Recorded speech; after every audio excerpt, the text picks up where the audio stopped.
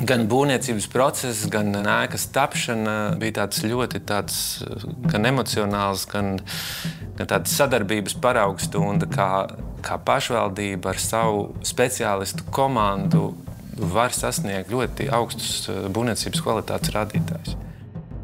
Šitas koks bija viena no elementiem, kas to mājas novietojumu arī definēja. Gribējām viņu ļoti saglabāt.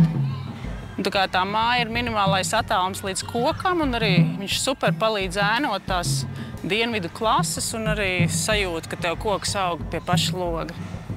Pasties, Miķel, tagad bišķīts vairāk koks un bišķīts vairāk tā puse. Jā, brīnišķīgi.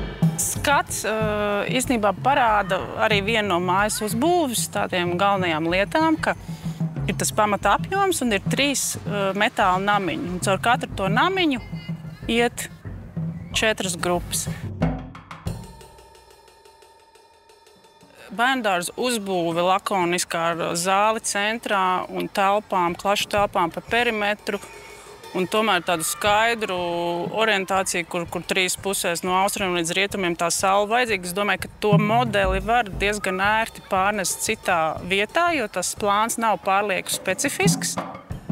Es saprotu, ka Salaspils bija gatava ar to projektu dalīties, bet vai citas pašvaldības ir gatavas viņu kaut kā pieņemt un adaptēt, tas ir jau tālāk pašvaldību jautājums. Kā pilsētā ir ielas, laukumi un mājas. Tā arī šeit bērndārzā ir ielas, tad ir katrai klasītei sava grupiņa, viņa māja, un ēkas vidū ir galvenais laukums, ir centrālā zāle. Tā zāle ir daudzfunkcionāla, katru dienu viņi tur ēd. Aiz tās sienas ir mūzikas klase, kur notiek mūzikas stunda. Un savukārt, ja ir pasākums, tad tā siena tiek atvērta un tad kalpo kā skatuves vieta. Un te var sanākt pilns viss bērndārzs kopā ar vecākiem un piedalīties pasākumā. Mēs esam īstajā vietā. Šitien mēs gribēsim detaļu. Tehniski domājošiem cilvēkiem ar aprēķiniem un analīzēm pierādīt, ka ir jābūvē no koka, jo tas ir ilgspējīgāk un ekoloģiskāk un labāk cilvēkiem, veselīgāk planētai. Bet tas, ko nevar nofilmēt, ir tā sajūta un tas miers un tā gaisotne, ko mēs šeit telpā varam sajust. Galvenais materiāls šeit ir koks.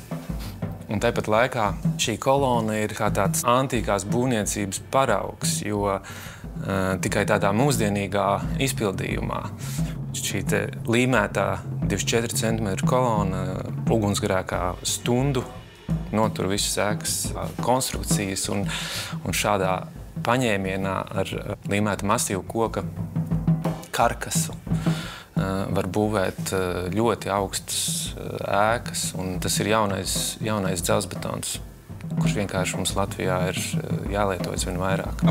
Man liekas, ka vajag redzēt ieeju, vai ne? Protams. Ieeju fasādes ir redzamas, un šeit viss ir tieši tā kā vajag. To es saprotu, jā. Tā jau ir pieeja ar arhitekta aci, vai ne?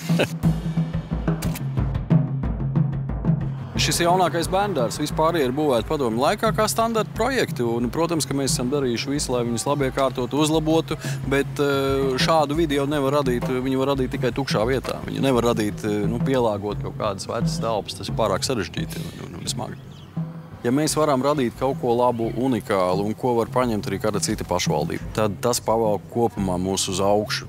Kā pašvaldības, kā valsti, mums rodas jaunas idejas, rodas jauni projekti. Un tā jau tikai to izcilību kaut kādu var sasniegt.